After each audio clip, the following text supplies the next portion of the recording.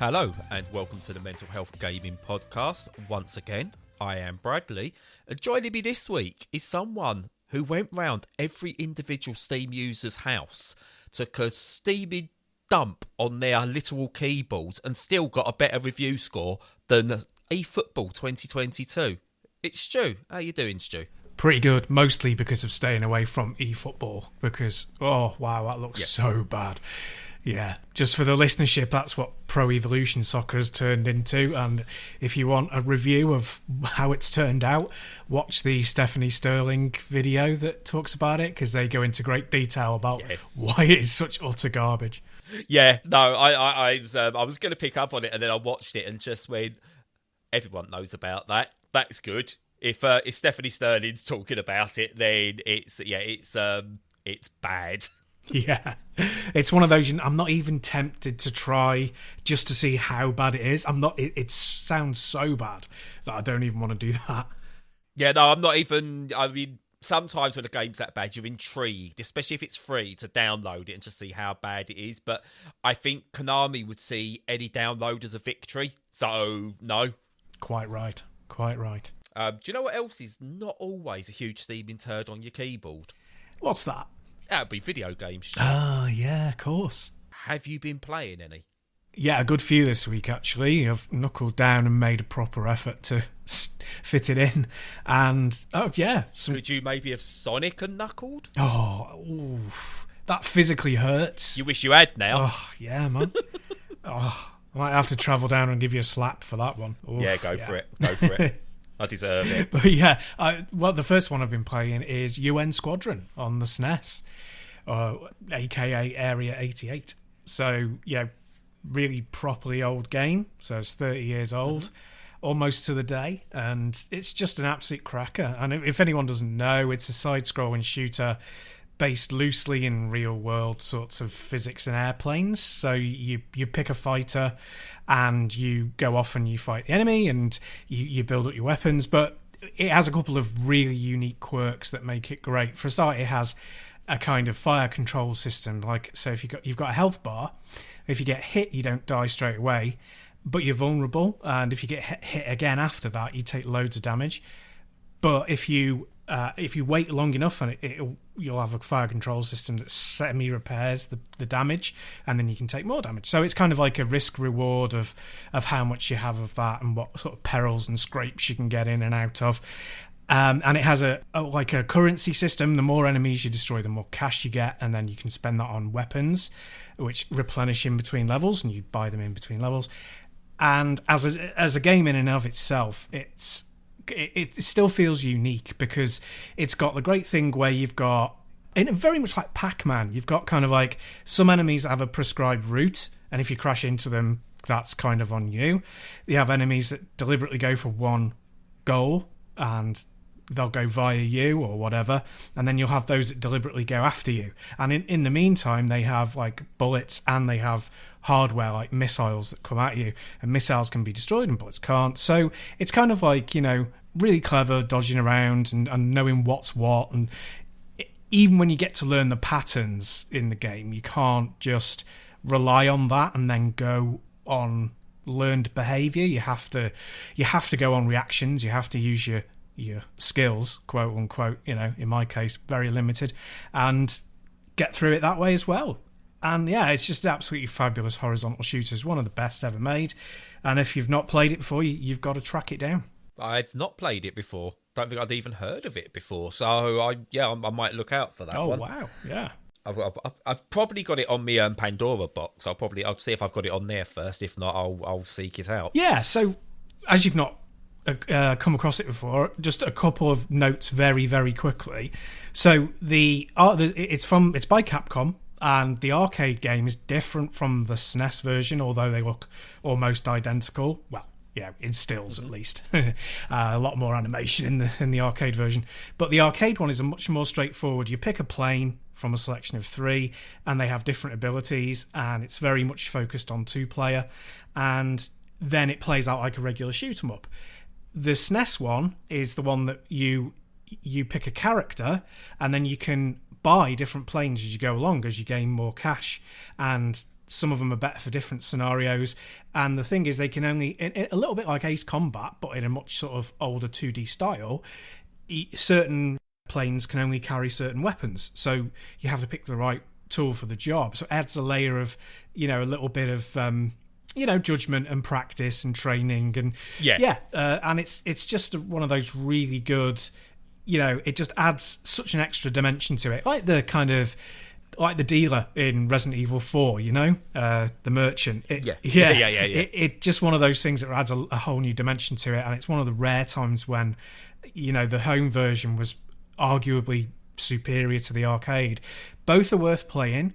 I would recommend that you prioritise the SNES one, though, because, that's the better one. Oh, definitely, yeah. It's something to note down for when my vision improves and I've got a bit of time. But yeah, that one's definitely noted down. I do like. I'm finding myself enjoying the horizontal shooters a lot. I think they're my preferred out of the shooter genres. But it's I've not played, so definitely on my list. Awesome. So yeah, what have you been playing? Have you been able to play anything? Yeah, I've played 2 this week. Well, I've actually played 4, but I can't. At time of recording, I'm not sure if we'll go out before or after embargo, so I'm only going to talk about 2 this week. One of them is, we spoke about underappreciated gems last week, and there's another one which I think sort of falls into that category, because I think it got a bit of an unfair reputation for in some corners, and that's Alan Wake. Oh, yeah. So I've been playing the remastered Alan Wake, and it's one of those games that I played first time around. I think I played all the DLC that came out for it. I played the spin-off American Nightmare that came out for it as well on Xbox Live Arcade. I just really fell in with Alan Wake. I thought it was a really well-made game. The whole sort of like serial nature of it, like TV show type thing, the Twin Peaks-esque Twilight Zone, Outer Limits type aesthetic that went with it as well, all just fit it absolutely perfectly. I thought the story was cheesy, but in that good TV way. It was well acted. It had loads of little Easter eggs and secret bits in there, and I think the protagonist and antagonist in the game were spot on as well. Now, the best thing about being ADHD sometimes is I go back into a game I rinsed 10 years ago, I want to say, and it's like I never played it, and I just went through it all again, like completely fresh. And I'm about, I would say, a third of the way through it at the moment. And a couple of little memory triggers have come in and gone, I remember this bit. And yeah, this is really good. And I just absolutely enjoying the hell out of it again. And what I think this does, and I think it's a perfect game for October, it's a perfect spooky game, because Alan Wake's not a horror game. It's not a scary game, I don't think, personally. But what it does better than many horror games is its use of tension and things not happening. Because when I first played Alan Wake, and even now I sort of know what might come.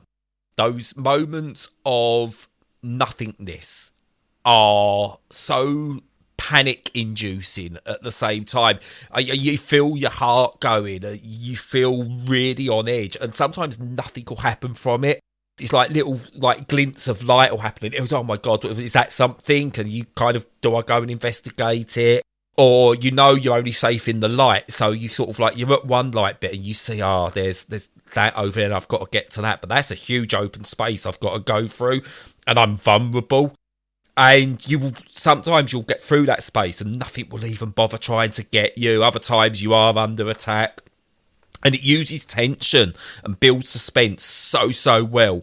Better than, I would say, 99% of horror games that are out there. Yeah. And yeah, I absolutely adore Alan Wake. He's not without faults. I'm not going to bother going into, there's control issues and, it's aged a little bit in some aspects, because that's part and parcel. All I know is that I absolutely adore Alan Wake, and the remaster looks beautiful, by the way. I've heard some people complain that it doesn't look good enough for, as though it's this gen. Don't care, still looks beautiful. The lighting is amazing, and yeah, if you get a chance, give it a go. Yeah, well, a remaster is a remaster and a remake is a remake. And I think a remaster has a kind of a duty to iron out any problems, but keep the spirit of the original and not step on it. And I think, it sounds like it's done that. Yeah. Which is what I want from a remaster. But yeah, no, I agree with everything you said. I mean, I'm not probably as a bigger fan as you, but I really enjoyed it. And I think that, like you said, Remedy just nail the atmosphere completely. Yeah. And that drives you through, and it kind of steamrollers over the kind of any of the little more janky bits, and it's definitely their best story, even though Control is a very good story as well. Yeah. Control's a better game. I will give that to them. It's a better game, but that's only because they've learned from sort of certain bits, quality of life better. But I would say Alan Wake's a better experience for me. Yeah, I think it's got its reputation for a really good reason. Yeah, it really deserves it, and it's a bit of a landmark, and it doesn't really seem to have been bettered in that space, I would say, since then. No. I mean, the only other game I remember that really tried serializations thing within a single game was that tragic Alone in the Dark thing. Yeah. That kind of forgot what Alone in the Dark should mean. I thought the idea was sound, but it just wasn't executed very well. And I think when a lot of people then saw that Alan Wake was doing it, I think that might have put a lot of people off, going, oh my God, that was rubbish in that. Forgetting that Blur did it as well, and that did it really well for a racing game, as did Split Second. Yeah. And they worked really well. But yeah, Alan Wake nails it, especially the radios and the TV screens and stuff like that. Yeah. And there's so many good set pieces there. I don't want to say anything about it, because anyone who's not played it, you're looking at probably people that are in their, 20s now, mid-20s, probably haven't touched this game. I think they're in for a special treat. They really, really are. But I think it's out on pretty much all the major consoles. I think it's on Xbox One, Xbox Series, PS4, PS5 and PC. It's not got a Switch version, but doesn't matter. All DLC included, but no American Nightmare. So maybe put American Nightmare on Switch. No, just saying. Yeah, that would be a good idea. Yeah, no, a lot of people probably won't have touched it. Like you say, it was only a middling success, I think, when it came out, which, its reputation's grown over the years, and it's a perfect time. It was meant to be a big exclusive, wasn't it, for Xbox, and then it kind of got delayed, and I don't know why, because I think it met expectations. That's the weird thing. But it kind of didn't for a lot of people. A lot of people just went, oh, yeah, whatever now. It's not fussed. And it was exactly around the time the PS3, I think, started to gain traction again. So I think a lot of people had their gaze turned towards that. So I don't know. I think it was a culmination of things that stopped it being the major success it should have been. But one last thing I want to point out about Remedy, around the time of Alan Wake, it's one of the only times properly in gaming I think I've seen someone do the level of marketing cleverly, like the original Blair Witch marketing, where there was a lot of stuff that surrounded the game that was done in such a really clever and niche way that I think helped me buy it, because I bought into almost like the ARG stuff that was around it. But I could wax lyrical about Alan Wake for a long time, and I don't want to go too far because I'll go into spoiler territory, and I don't want to do that. Yeah, no, some things just resonate really well with you, and that one sounds like it did. And funnily enough, it moves on nicely into the game that I've been playing this week, which is called In Sound Mind. And that's also a kind of, it's not a horror, but it's creepy and got a lot of tension in it. And it's kind of got elements of Alan Wake and Resident Evil and Silent Hill and things like that. So it's kind of, if you're into that sort of terror thing, it's one of those that somebody might stumble over. And so I mean, it's first person, and it's very much, especially when it starts, it reminded me a lot of that one that I'm not going to remember the name of. Dear something. Dear Esther? Dear Esther, that's the one. Reminds you very much of like Dear Esther. Yeah. And other kind of, disparagingly called walking simulators. And you wake up in a basement. There's some sort of emergency going on in the background. When you run into a TV, it's got like a, emergency broadcast system sign on it. you look out of the windows of the building and there's like everything's like flooded and, you know, dark and there's nobody around. And it fairly quickly transpires that you're a psychiatrist or a psychologist and you've been treating patients, and their experiences are somehow the key to what you're experiencing now. And it's obviously a kind of... It doesn't try and hide the fact that you're trapped within memories rather than it being the real world, because it constantly alludes to it right from the start. But it's laid out like a traditional game in that, you know, you have to do kind of puzzles, you have to collect keys and unlock doors, you have to find routes into places, you have to, you know, get items that will combine with other items and things like that, and you get a gun. And I've not had to use it in combat yet, but you use that for some puzzles. It's got this very heavy atmosphere that's, like I say, like those games that I mentioned. Also, you know, it takes a lot of ghost story kind of vibes. It's got, you know, a dark undertone, and the music's very threatening and all of that sort of stuff. And you get phone calls from this guy who's, you know, sounds like a serial killer. I won't go into too much detail to spoil the specifics, but it's kind of very well put together. You know, it kind of has the trappings and the external appearance of being like Dear Esther and games of that ilk. You know, and everyone's gone to the Rapture and games like that. But there's a bit more involved. There's a bit more environmental interaction with it than there are with those things. And it's less around... I mean, there's still those things of, like, you discover audio, you know, that you listen to and it explains the story. But it has... It's less focused on that than it is on, you know, traversal and puzzle solving and stuff like that. Yeah. But ultimately at heart, even though, like, if you did a sizzle reel for it, it would look like Resident Evil 7. It is really a kind of walking simulator, you know? There's no kind of... To the point that I'm up to, there's nothing that's really a barrier. There's some puzzles that are a little trickier than others, but, you know, by and large, it's kind of about the experience rather than it is about gameplay mechanics. Yeah. Yeah, it wants you to progress and see the story rather than try and force you to do stuff, so to speak, just for the sake of it. Yeah, definitely where I'm up to anyway. About, I don't know, somewhere between a third and halfway through. Put a good few hours into it. It's all right. I would say it's all right. It's not fantastic. Mainly because it doesn't do anything particularly well, which sounds really harsh. But the writing is kind of okay. You know, the mechanics of the puzzles are okay. The thought behind them is okay. The aesthetics are okay. There's nothing that really elevates it. And I think that's okay if it's kind of short.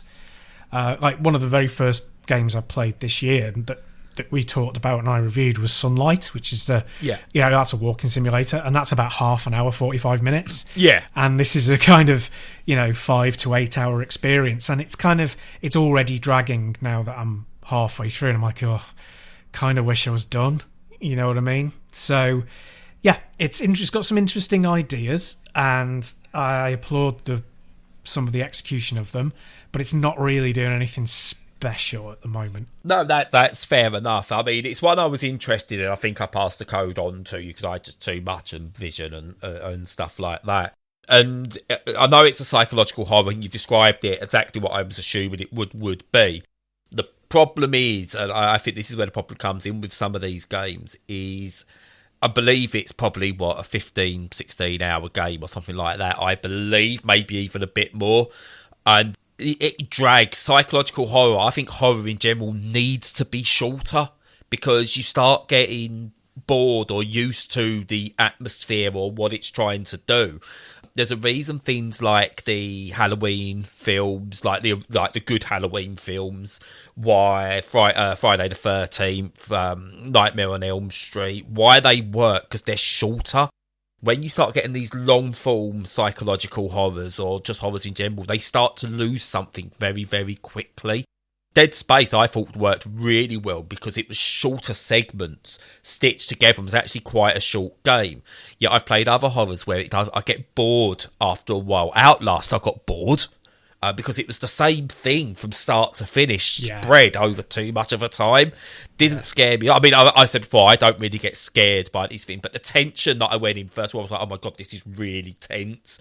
And then by about an hour in, it was the same tension. I was like, right, something's going to happen soon. Something's going to happen.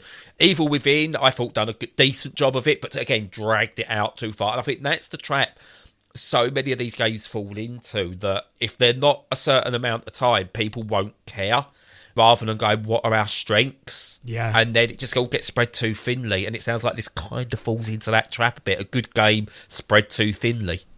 Yeah, I mean, I couldn't agree more with what you said about how they have to pace out horror, and the shorter the experience is often the best. And, particularly with films, without a shadow of a doubt. And there's an argument that, the best stuff it's almost like a short story length. It's like a half hour, or, an hour and a half at the absolute latest. And, you certainly don't need more than an hour and a half, and you shouldn't do it because it gets wearing, like you say, and you start disengaging. And it's because you can't be tense at that level for the entire time. And the best horror films have, characters that you care about, so that you can move away from the horror and concentrate on them as people. Yeah. And the best sort of horror games are the ones that aren't constantly foreboding. They have safe spaces, or conversations, or, adventure kind of bits, or platformy bits that are just like, you can just tell that it's broken up. Like, you say Dead Space, and it unfortunately doesn't do that. It tries to maintain the same pitch the whole way through, and that is very, very tiring. And I think, if it had wrapped up in 2 hours, or even an hour and a half, like the best horror films, that would have been better. Yeah. So, I mean, the other way to do it, and some games have tried to do this, like Doki Doki Literature Club tries to do that bait and switch thing, is, I think, two good examples. One I can remember the name of, and the other film I can't remember the name of. But you got like Audition is two separate films, and only a very short amount of Audition is horror. The rest of it is a love story, and it's on for, like, the love story portion of it is on probably for about an hour and a half itself, and then you've got this 10 to 20 minute segment of pure horror with just little nuggets thrown in there throughout just to tease you that it's coming. I mean, that works really well. And then you've got this it's the Arnold Schwarzenegger film where he's got a daughter, and his daughter's been bit by a zombie, and she's going to turn. I can't remember what it's called, and he looks after her. And he's got a girl's name, hasn't it? I can't remember which one. I want to say Mandy, but I'm pretty sure that's the Nicolas Cage thing. That's the Nicolas Cage one. Yeah. But it's something like, I really can't remember. I watched it, and it was just like, I was like, oh, this is like, I put it on going, oh, it's Arnold Schwarzenegger. It's going to be, it'll do just to have on. And again, that's horror elements sprinkled throughout a different type of film. And it worked really effectively. And sometimes with these sort of games, and I can't point to In Sound Mind specifically, but again, based on what you're describing, this would be better if it took many of its horror elements, possibly, and spread it throughout, such as Gone Home. I find that quite an eerie game to play. That's almost horror-ish in some elements, but it sprinkles it throughout really, really well. And this maybe doesn't quite do that by the sounds of it. Yeah, that's right. No, it doesn't quite. I don't want to be too mean on it. I think if people have played very few of these things and they're put off by any kind of, again, walking simulator, but let's call them immersive sims. Yes. If they're put off by that, this might be a halfway decent gateway drug, because it does have more of the interaction elements that the genre doesn't have. Yeah. So you might want to dip your toe in. But I will always, no matter how people react to it, I would always have that caveat hanging over it of, be prepared for it to be quite a long game for this style. Modern Call of Duty is pretty much a walking simulator. Very true. But yeah, I don't want to sound like I'm bashing it, because I still really want to play In Sound Mind. And it's, as I said, it sounds a good game. Obviously, we focused on the length thing, and we kind of thrown it in with all the other mistakes made by bigger games. More accomplished studios possibly at the time, but it's, you know, from your experience, it's a good game that, you know, you want to go to bed and you're going, I don't want to tell you to leave, but, you know, let's maybe wrap it up now. Yeah, it's like you said, and like Bilbo said, you know, butter spread over too much bread, that kind of a thing. Yes, I'll pretend I know what that one is. It sounds like, is it a Tolkien thing? It is, yeah. Yes. Only because I know what a Bilbo is. I've never seen the films properly. Fair play. I keep falling asleep. They are very relaxing for the most part. And it's also because I tried watching them at like when I was younger at like 3-4 o'clock in the morning. Yeah, that's probably not a good plan. No, I've done that with Magnolia as well. That was a weird trip to wake up to after you slept for half hour through Magnolia. I was like, what the hell is happening now? Yeah. But anyway, I was trying to find a way to segue into my next game, or my other game from last week, and I can't find a proper segue. So I've been playing a game called The Last Friend, which is basically Pet the Dog the game, in a way. It's post-apocalyptic type thing, I suppose is the best way of putting it. And you come across like it's like dogs are being like taken away and killed or whatever, and they're just trying to get rid of dogs, which I'm okay with because I'm a cat person. Bit harsh, I know. Yes. You play his character. You play this character called Alf who lost his dog, and he's going through this like wasteland like type thing, and comes across a dog that's like being attacked, and he saves the dog, and it's called like Tijuan or something like that. Twang. I can't. It's Tijuan.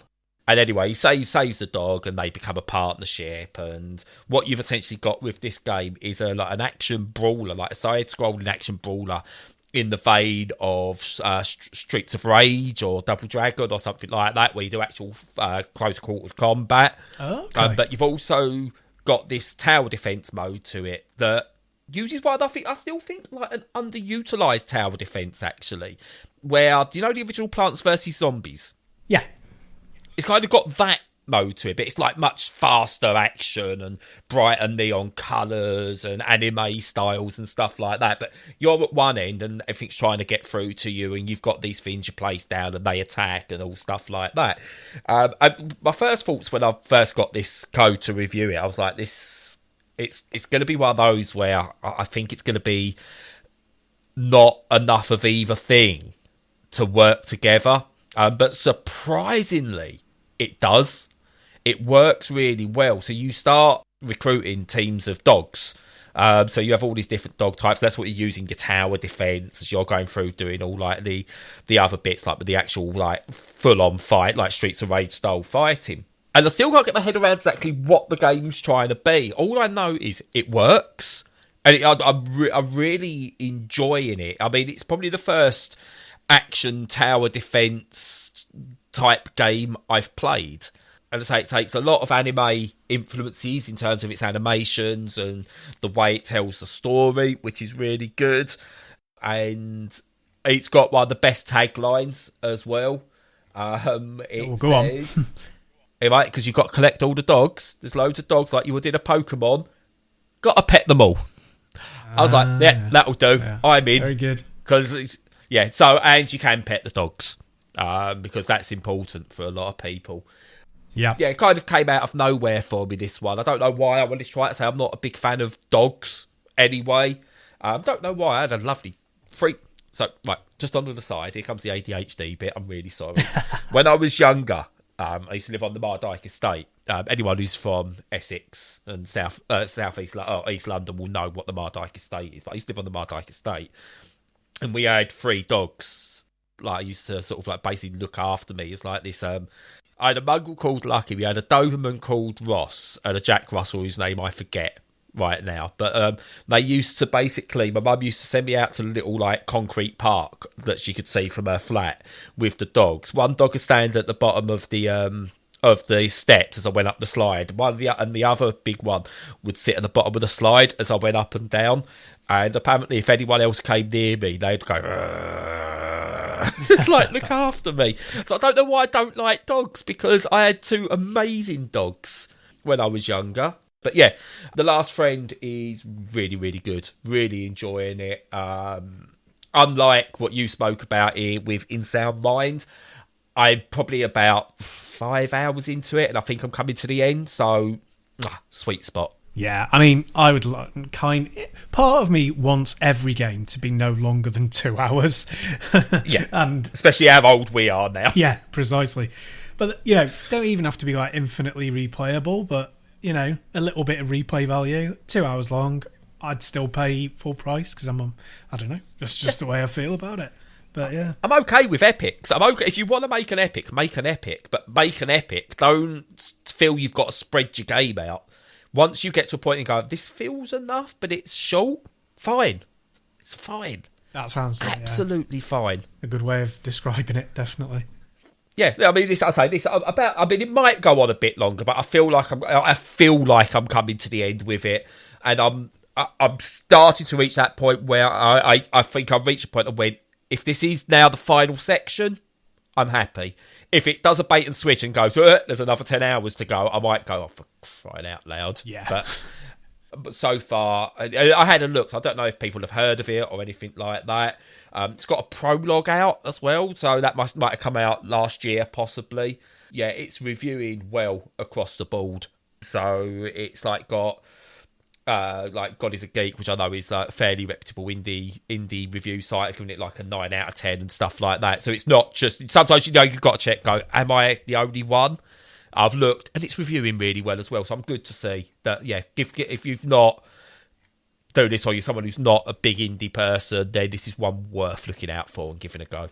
Yeah, I always like it when I get reassured by those sorts of things. Well, we're human beings; we need that reassurance. Because stuff like Deathloop getting a 9 in Edge magazine, and I'm like, God, I mean, I don't score games, but for me, it's a 6 at best. Yeah, because it makes so many mistakes that are core to how a game should control and play. Yeah, that to me it just fails. But obviously, like we were talking about the other week, when you're a games reviewer, just like when you're a film critic, even if something is solid, if it's been done quite a lot before, you're kind of bored of it. Yeah. Whereas anything new, even if it's not very competently done, kind of strikes a chord with you because you've seen so much of the regular stuff and you're so used to the bit average. Like Shenmue. Yeah, I guess, yeah. Well, God-awful game, but everyone loved it at the time. I did. I loved it at the time. It's rubbish. I'm like you. I'm not a big fan, but I know people say I was. I absolutely adored it. It's rubbish. I played it again. I went, no, this is really bad. I only play it again. I think I'd like, just give me the mini games. I just want the arcade games that you can do. Those, but I've just. Go on. Sorry, yeah. No, I was just going to say, those sorts of games are the ones that nowadays they get like 7s or 8s for the most part, and they're like, yeah, it's got problems, but it's really good. And then a year down the line, you get all those articles that go, why wasn't Deathloop any good? Yeah. And it's like, but you said it was great, you lying tool. You know what I mean? Yeah. I get really frustrated. I do it because me. I'm so talking of dogs. I like a dog with a puppy that's just been given a new toy. Sometimes I'm like, I love this, and I've always been like that with games. And then I've got to kind of backtrack a little bit. I stand by it with Ascent. It's still really good. I gave that another go the other day, and I'm still really enjoying that. Even slow progress through for me, still really good. Come at me. But it's with this one, I just looked up The Last Friend on Steam just to double check its price. Just over 11 quid, which I think's a fair price for what you get out of it. And on the feed it goes, is this game relevant to you because you play Plants vs Zombies and Kingdom Rush? So there you go. It's that's where it comes in. Doesn't mention Streets of Rage or anything. It should do. Yeah. I mean, Steam's actually pretty good, isn't it, at that? Saying, it's within this falls within this sphere or sector of stuff that you enjoy, and it tends to be fairly good. Yeah. And it's a pure single player game as well. So there's great. So what you're going to get with it, there's no microtransactions. There's no baiting you into multiplayer and extra bits there. You pay your 11 quid, you play a single player campaign, you're done. Nice. Bravo. Yeah. Bravo. More of those games, please. Definitely. So that's it for me. Well, just going to touch on one thing. 2 games that I can't talk about yet because I don't know if we come out before or after embargo, so I'm not risking it. But also, today, the day ahead of its release, I've got my Switch code for Tetris Effect connected. Hey. Expect lots of chat next week. Excellent. And did you have to pay or did you get a review code? I got a review code. Hey! I would have paid, so more fool them. I know. Got one over on the man there. Yeah. I do like Enhanced. They are really, really, really good at what they do. Not just in terms of their PR side of it, really good, by the way, just to sort of like big them up a little bit. I've got the key. I don't need to do this, but they are really good, really, really friendly, very active across social media. They will retweet even smaller channels. I mean, we're a small channel, but I've seen them retweet even much smaller channels than we are as well. They're happy for any attention, and they just seem to love what they do. And they've made, I want to say, arguably the best version of Tetris since the original Tetris. So, you know, more please. I don't know what they're going to do next. Enhance, do droplets. Droplets effect. Do that. I'll play that. A music-based droplets game. All in. Fair enough, yeah. So, is that, you played any more, or were you... Yeah, I have, yeah. I've played one more. Go on then. And that's a game we've talked about before, because you were playing the beta, or I'm not sure, demo, whatever. Unmetal, it is. Yes. So, yeah. So I think it was early access, I think I played, right, yes. Right, yeah. So, yeah, I bought it, paid for it with my own money, mainly because I always kind of enjoyed the original Metal Gear games. Am I enjoying this one? No. No, I'm not. And there are a couple of reasons. One is the lesser one, but it's based on what you were saying when you were talking about it originally, which is it's very meta. Yeah. It's very kind of satirical about games in general, but Metal Gear specifically. So it's riffing on the way that you talk to each other in that game and the subjects of conversations and reality and stuff like that. And like we were saying about In Sound Mind, if you do one thing, you've got to do it. If you're only going to do one thing thematically, you have to do it flawlessly, pretty much. Yeah. You know, otherwise it gets very wearing. Yeah, I think I said I was unsure about the humour, whether it worked or not, didn't I? You did. That's in the short time I played it. You said, I think you said that it did for the time that you played. It did, but I was worried it wouldn't last. Yeah, and you were bob on, because for me it just there were some funny lines in it, but one of the things that really gets irritating is the constant interruption for it to tell jokes, and you know that kind of mirrors the constant interruption of the Metal Gear games for them to talk to you, which, you know, that's Kojima. If you don't like it, don't play his games. I do. I have my limits, but, you know, I don't know. There's just something about the comment. You never know where he's going with it. You know, there's always a weird take and a strange direction that Kojima is going to bring to the table, whereas this is the same type of joke over and over. I appreciate them trying it. I don't think they quite pull it off, but that's not my biggest complaint with the game anyway. And my biggest complaint of the game is that the moment-to-moment gameplay is just not fun, really. Not for me. I think people who are Metal Gear obsessives, and when I talk about Metal Gear obsessives, I mean Metal Gear, not Metal Gear Solid, because I'm obsessed with the Metal Gear Solid series. Yeah. But I've never really been a big fan of the originals. I think they're all right. They were okay for the time, but they've dated really badly. And it feels dated, you know? Very, very dated and very limited. It's deliberately so, but, you know, that limitation just doesn't strike a chord with me, to the point where it got quite irritating after a while, because, you know, certain angles, your diagonals don't work or don't work very well.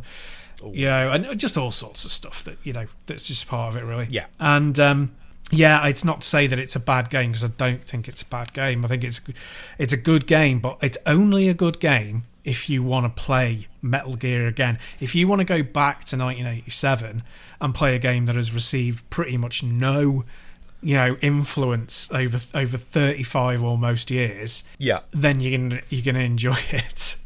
But I think that's a vanishingly small niche of people. If you are one of those, you'll like it. If you're not, I would say do what you did and play the demo, or whatever is available, equivalent, and just see whether you like it. But for me, no, I didn't like it, I'm afraid. Yeah, so where I was when I played it, I played probably just a small section of it, and when I was done with it, I can't remember if I mentioned this on my original and talk about this.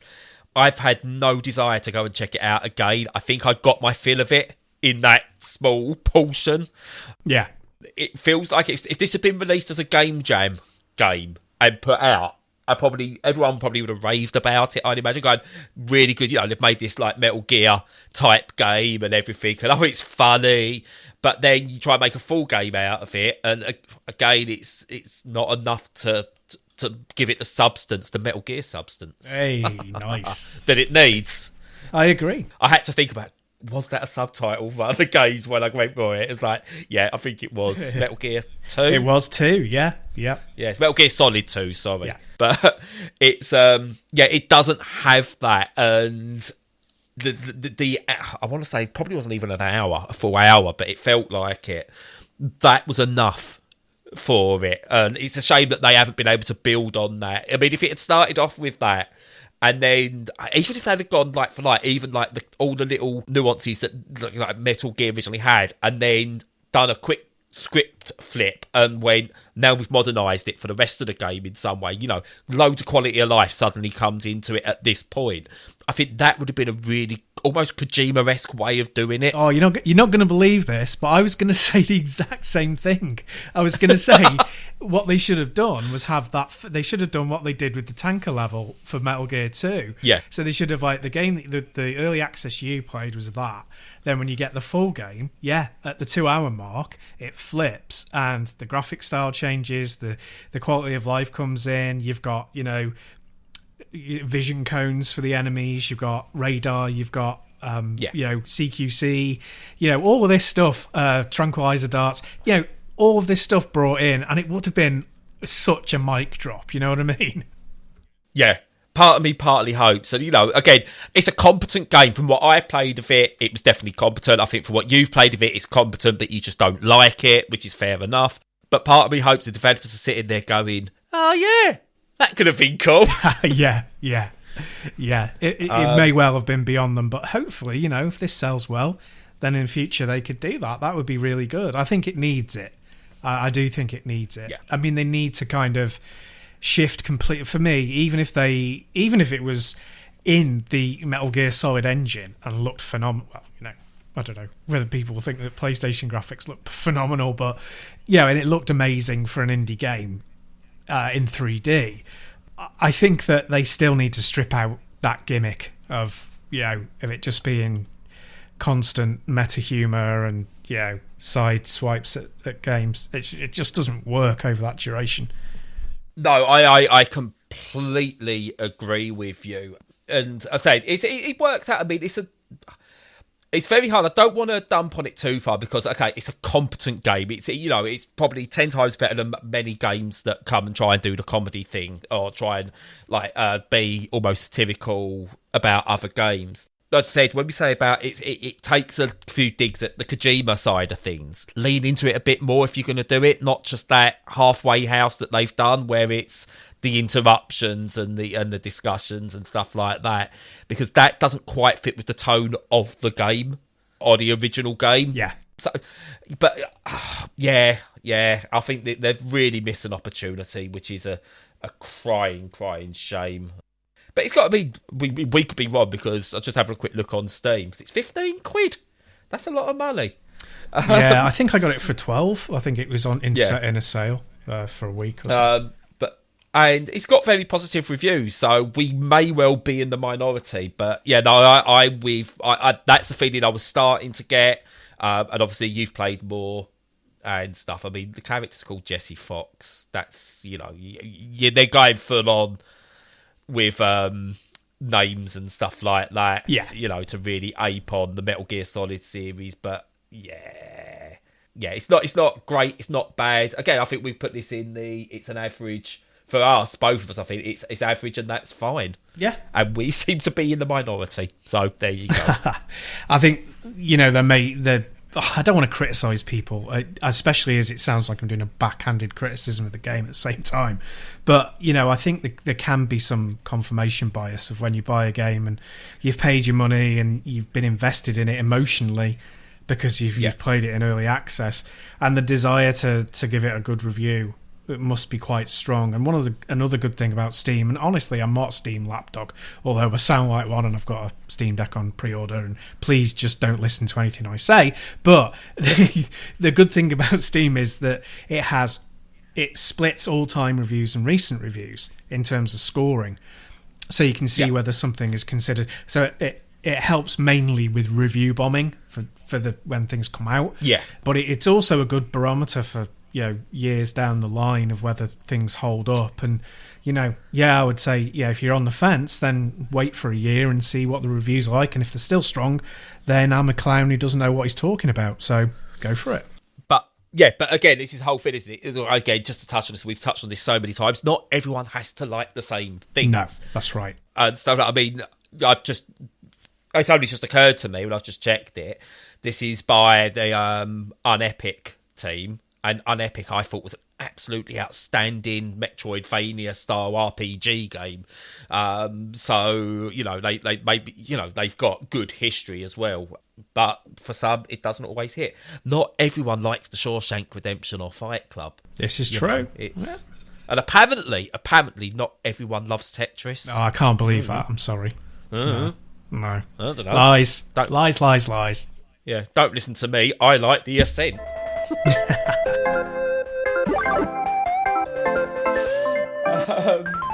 But I've got I've got no more games, and unfortunately I'm about to sort of really change the mood of the podcast, so trigger warning ahead of time, we're going to talk a little bit about self-harm over the next few minutes, and some realisations I've had over the years. So if you want to bow out now, bow out. Thank you for listening to the game stuff. I do know that this stuff can be hard for some people. But when I was younger, when I was being bullied, I self-harmed a bit with what's probably the most well-known self-harm, which is cutting yourself. I've never done anything too major because I was desperate to hide it at the same time. So it'd be lots of little scratches and stuff like that, or sort of like pinches, just to really hurt myself. And I know sort of like some people who self-harm, they would go really deep and they still live with the scars today. This all came about where the speed skater Elise Christie has been talking about her mental health and how a lot of athletes apparently do, she said, self-harm because they can't take drugs or do drink because it's reflected in like their tests and that they have to have, so they resort to self-harm. And she's got her scars, and she's done tattoos around her, like based around her scars and everything, to try and remind herself that she's a stronger person and everything like that, which is really, really good. Yeah. And then I saw someone else talking about self-harm, and they was talking about other ways they self-harm. They said, I didn't cut myself. And they said, what I used to do was they used to basically drink to a certain amount where they felt sick, but without being drunk. So they used to sort of like drink in such a way that they wouldn't ever get drunk, it'd be show, but they make themselves physically sick because they needed to feel that pain and stuff like that. And I was like, Jesus, okay. And then I was trying to think about my own life. I haven't self-harmed since I was about 14, and I started thinking about it and just went, oh, wow, no, I've been self-harming ever since. Like my diabetes, the lack of control of my diabetes is a conscious decision. None of it has ever been, subconsciously I've not done it. I've consciously not cared about my diabetes, which has like wrecked me in so many ways. My vision issues now are down to that. The issues with my feet are down to that. My drastic weight loss, my weight going back on, my lack of energy, fact that I'm gradually falling apart health-wise is all down to consciously not controlling my diabetes. And I've done that, and it's a version of self-harm. And another thing that I've been doing, I've always done, is I will never go personally and like give myself a wound. But whenever I would get a wound, it would start off small. So say like I bash my knee on a table, you get a little, like a small little cut where it's bled. I'd pick at it and pull it and pick at it until it got worse and worse and worse. And then sort of like, so you get bigger wounds and it would hurt when you're pulling at it and stuff like that. And you're picking away, you're trying to make it bigger. Speaking of that's self-harm. And I didn't realise I was actually doing self-harm. And like at one stage, I was getting infections in my leg, getting ulcers in my leg because I was picking, and then it'd get like really bad. At one point, my left calf area blew up to like 3 times its size, and took some antibiotics. Doctor turned around and went, you cannot touch these wounds. They will just get worse. And I started off like, okay, I won't touch them. As it started to get better, I started playing with them again, and sort of like again.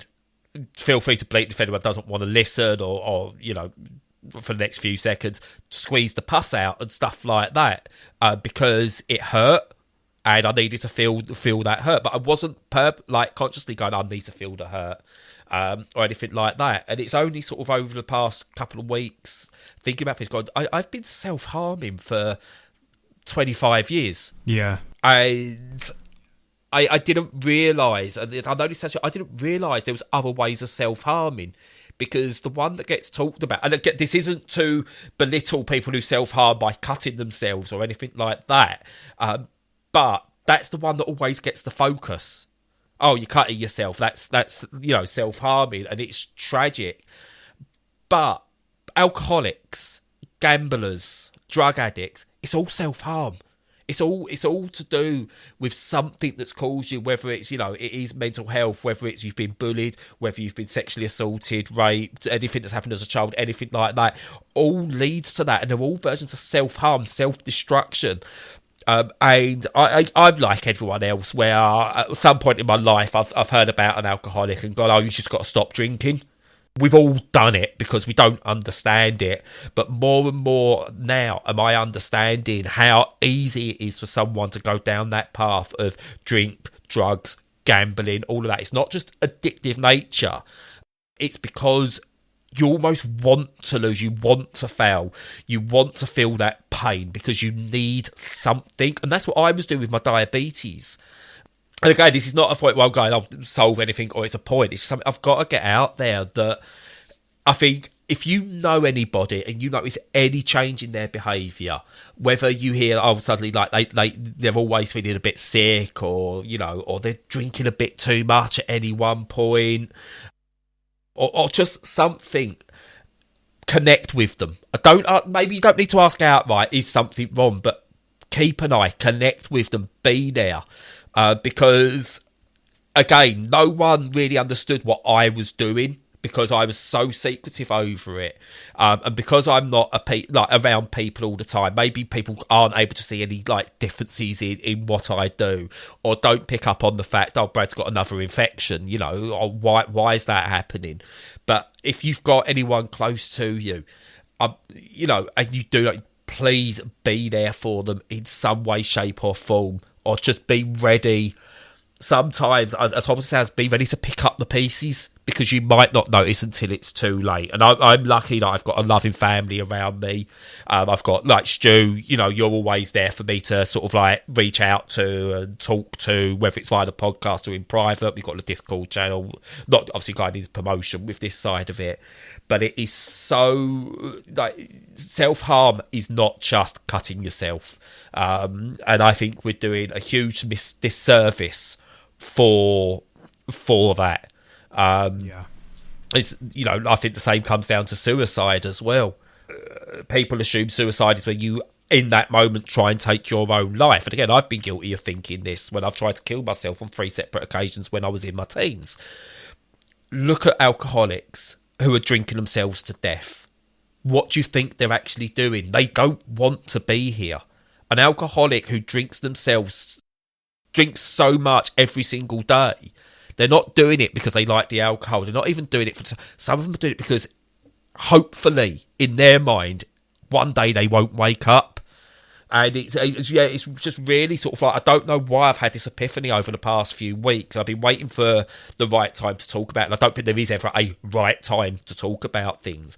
But that's why I decided sort of like, now I just want to say something. I've been self-harming for years, and I've learned now it's nothing to be ashamed of. And if you are someone who does secretly self-harm in ways that aren't just the cutting yourself or anything, please do reach out if you have to anyone who can be there as a crutch for you. Yeah, no, I completely agree. That's a great way of helping with these things. And, you know, it's part of my background for part of my adult life, and, you know, at least trying to help, but not by doing anything. You know, you're not taking an active stance, but just taking a listening stance. Because, yeah, I mean, you know, I every day is a school day. You know, every person is different, and there's a few things that are kind of hopefully more well known, like, you know, that people try and self-medicate with alcohol. So what we mean by that is treat the way that they feel, the bad things that they feel, through the escape of having a substance that takes you away from it.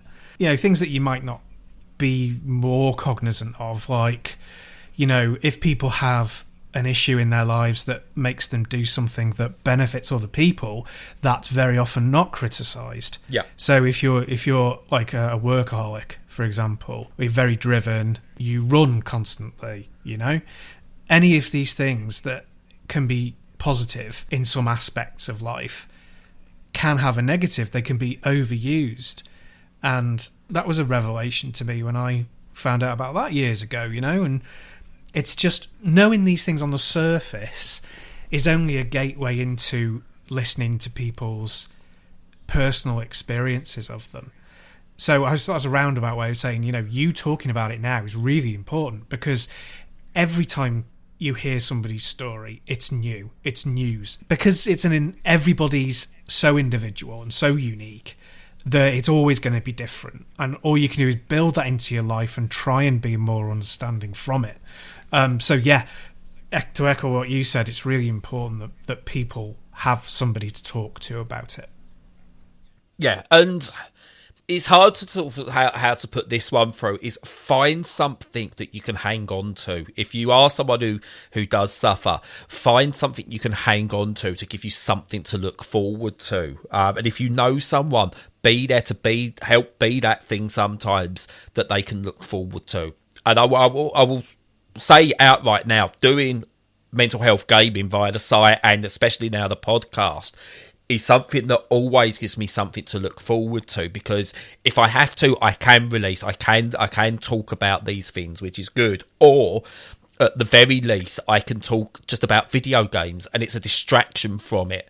You know, sometimes that is a delay, and it might only work for a couple of hours, but I've honestly had weeks where I've gone, I mean, like much earlier, I'm much more under control now, but where I've gone, I just don't want to be here anymore. But I'll wait until after Tuesday, because we've got to record, and that's enough for me to sort of get through that section. And it can sound really silly or stupid to some people, but it's those little things that really, really help. And I've spoke before, some people might do it, like watching Coronation Street could be enough to keep them going for that day, because there's a storyline they really need to see the end of. I've spoke about waiting for certain games to come out, or when I was waiting, like times I wanted to like end my own life. It was like, well, Liverpool are doing well, we might win the league, and I really want to see us win the league again before I go. Yeah. It's those little things that can seem really, really silly. They are not. Never let go of the little things. But again, if you do need any help, any support, there's always someone there. You may not know them right now, but there is always someone there. That's true, absolutely. And I don't just completely shill Samaritans all the time. I would say if you have struggles trying to find somebody that you trust or feel ready to open up to, then they're always a good outlet for that. Yeah, no, definitely. And I've used them once before, and I got quite aggressive on the phone as well. not threatening them or anything like that, but it was just I was shouting a lot. And they're saints. They really are. They sit there, they let you go, and they will intervene if they have to. But generally, they are there as a sounding board. And the one time I've used them, they were absolutely outstanding. Oh, that's good to know. Yeah. Yeah, anything that you can get you through a situation that's positive, should be used. Yeah. Yeah, definitely. So that's really it from me. Again, I know I probably waffled some of that, repeated a few things, but hey, if you're listening to us, you know what I'm like by now. So it's at this point, I tell myself to shut up and pass over to Stu to add anything he wishes to add or take us out. Yeah, so next week, I mean, I've had a really bad week, and I'll probably talk about it on next week's show. I've got nothing to hide. It's to do with family illness, but like Brad said, there's things to look forward to as well. And I sort of hold to that when I'm going through difficult times, as recommended by Brad. And, one of those things is Metroid Dread, which is coming out next week. I'm looking forward to as something on the horizon. I don't have to have stuff to make me happy, but experiences that I can then share, like online and chatting to you guys on the podcast and then doing the podcast about it. That's always a really good thing. So I know it's reassuring to me that there are things in the future that I can look forward to, especially when you're living in a time like we are in the UK particularly, but all over the world, where there's a lot of stress and fear and anxiety. So yes, never feel bad about having pleasant things to hold on to. And on that note, we'll leave it there. All that remains to be said is have a good week. Stay safe and stay sane.